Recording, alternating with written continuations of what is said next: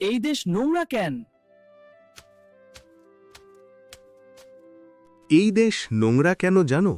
কারণ আমরা নিজেরাই নোংরা অভ্যাস বয়ে বেড়াই। রাস্তায় হাঁটতে হাঁটতে বলি দেশটার কিছু হবে না, কিন্তু চিপস খেয়ে প্যাকেটটা ফেলে দিই ঠিক পায়ের কাছেই। বাসে বসে জানালা দিয়ে প্লাস্টিক ছুঁড়ে দিই, তারপর আবার ফেসবুকে পোস্ট দিই বাংলাদেশ পরিষ্কার হোক। ব্যাপারটা একটু অদ্ভুত না? বিদেশে গেলে আমরা নিয়ম মানি, ডাস্টবিন খুঁজি, লাইনে দাঁড়াই, কারণ সেখানে জরিমানা আছে, লজ্জা আছে।